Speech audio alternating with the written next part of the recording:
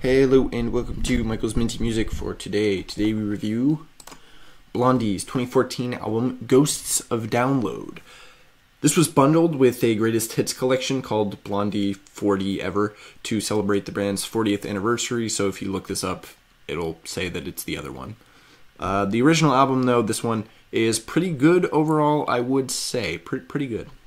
This is the track listing, and these are the tracks I added to my playlist, 9 out of 13, so around 70% of the album.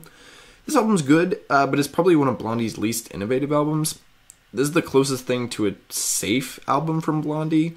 Most of the tracks are sort of techno pop rock thing, and the sound tends to converge a little bit, especially by 2014. This is probably the only album where some of the tracks sound the same.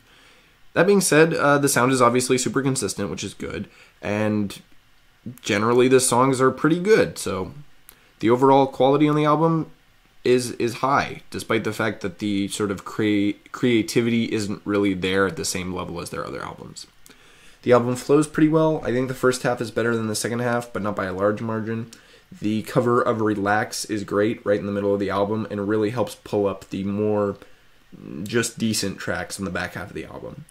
The main issue with the album is that it's super generic for 2014. It's not pushing the boundaries like any of their previous albums were, or even really being varied in the sound.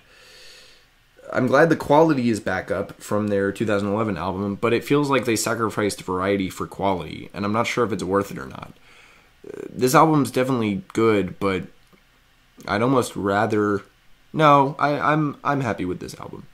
There were 3 singles released before the album released: A Rose by Any Name, Sugar on the Side, and I Want to Drag You Around.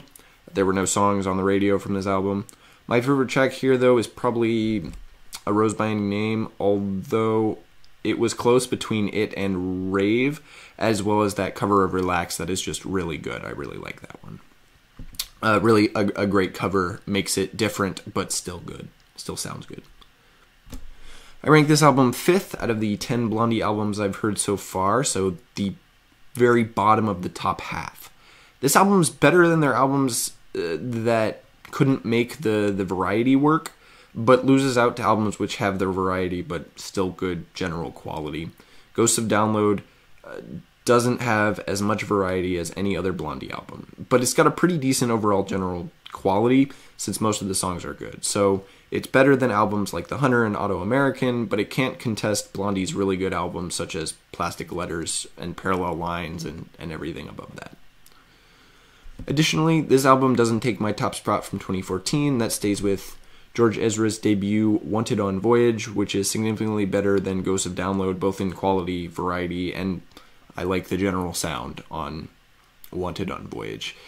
I feel like, if Ghosts of Download had maybe come out 5 years earlier, this would be a big thing, but 2014 is just too late to still be doing techno stuff, in my opinion. It's good, but it's late.